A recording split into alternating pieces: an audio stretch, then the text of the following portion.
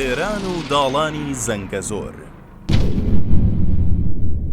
ئەو پیلانە تۆقێنەرەی کە دیسانەوە بەرۆکی ئێرانی گرتۆتەوە.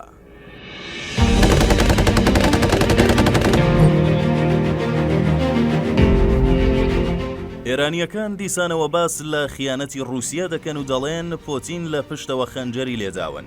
بەڵام بۆچی؟ چونکە رووسیا با ڕێککەوتنێک لەگەڵ ئازەربایجان ڕەزامەندی خۆی نیشان داوە بۆ کردنەوەی ڕێڕەو یان داڵانی زەنگەزۆر. ئەوە لە کاتێکدایەکە پێشتر بەرپرسانی ئێران و خامنەی لە باڵاترین ئاسدا بە ڕوونی ڕایانگەاندبوو کە لەگەڵ کردنەوەی ئەو داڵانە نین و گۆڕینی سنوورەکانی ناوچەکە بە هەڕەشە لەسەر ئاسایشی خۆیان دادەنێن. لە بەرامبەردا تورکیا و ئازەربایجان لەگەڵ کردنەوەی ئەو داڵانەدا بوون. پێشتر و لە سەرەتای پاییزی ساڵی 2020دا ئازەربایجان توانی بە یارمەتی تورکیا و ئیسرائیل ناوچەی قەرەباغ بخاتەوە ژێر هەیمەنە و کۆنتڕۆڵی خۆی. هەرچەندە کۆماری ئیسلامی بە فەرمی پشتیوانی لە کۆماری ئازەربایجان کرد، بەڵام هاوکات دەسەڵاتگرتن و بەرزبوونەوەی پێگەی تورکیا و نفوزی زیاتری ئیسرائیل لە ناوچەکە بووە هۆی نیگەرانی ئەو وڵاتە. لە هاوینی ساڵی 2022دا دیسانەوە پێکدادانێک لە نێوان ئەرمەنستان و باکۆ ڕوویدا. کۆماری ئیسلامی ئێران خێرا بانگەشەیەوەی کرد کە ئازەربایجان دەیەوێت پارێزگای سیونیک کە 44 کیلۆمەتر سنووری هاوبەشی لەگەڵ ئێراندا هەیە داگیر بکات و دوای ئەوە هەوڵی دروستکردنی داڵانی توران یان زەنگەزۆر بدات.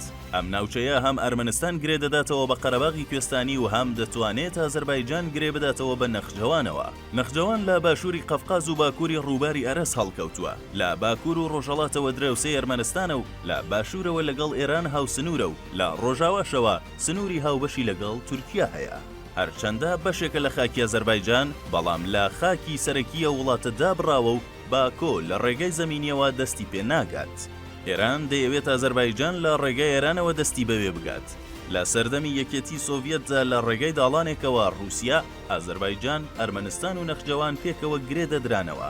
بەڵام دوای هەڵوەشانەوەی یەکێتی سۆڤیەت و سربەخۆیی وڵاتانی ناوچەی قەفقاز ئەو ڕێگایە داخرا. ئێستا کە ئازەربایجان دەیەوێت داڵانی زەنگەزۆر بکاتەوە، دەوترێت بڕیارە رووسیاش کۆنتڕۆڵی بکات. ئەمە بۆ ئێران تۆقێنەرە.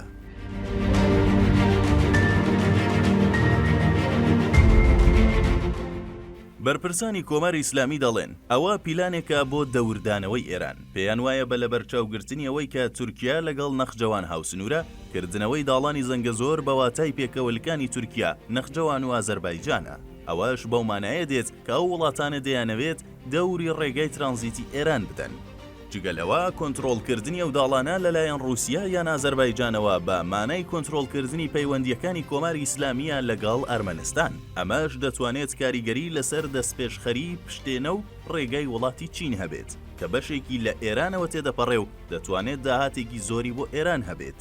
جگەلەوە تورکیا دواتر دەتوانێت بەشێکی زۆر لە وزە و بە تایبەت نەوتی خۆی ڕاستەوخۆ لە ئازەربایجانەوە هاوردە بکات و پێویستی زۆری بە وزەی ئێران نامێنێت.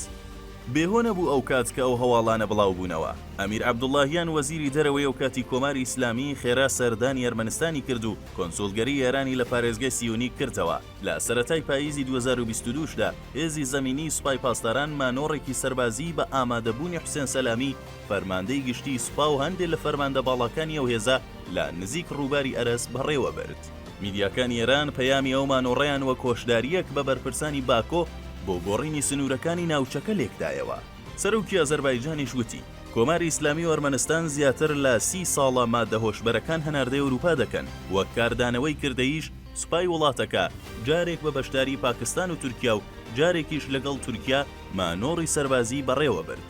ئەوەش هێندەی دیکە کۆماری ئیسلامی نیگەرانتر کرد. لە 2 ساڵی ڕابردوودا ئەو باسە تا ڕادەیەک پەراوێز خراببوو. بەڵام لەم دواییانەدا دوای سەردانی سەرۆکوەزیرانی ئەرمەنستان بۆ ئێران و دیداری لەگەڵ خامنەی و سەفەری پۆتین بۆ ئازەربایجان دیسان باسەکە گەرم بووەوە. پۆتین با ڕێککەوتنێک لەگەڵ ئیلهام عەلیێف و بەبێ لە بەرچاوگرتنی نیگەرانیەکانی جاران پشتیوانی خۆی بۆ کردنەوەی ئەو داڵانە دەربڕیوە. ئێرانیەکان کە ئەوە لە دژی خۆیان و بە پرۆژەیەکی دژە ئێرانی دەزانن، تووڕەن و وەک خیانەتی رووسیا ناوی دەهێنن. رووسیا دەڵێت ئەوە واقعە و پێویستە ئێران دانی پێدا بنێت. هەندێک لە چاودێرانیش دەڵێن ئەگەری ئەوە هەیە ئێران و ئەمریکا لە ڕێککەوتنێک نزیک بوو بێتنەوە و دوور نییە ئەوەش هۆکاری ئەم هەڵوێستەی رووسیا بێت.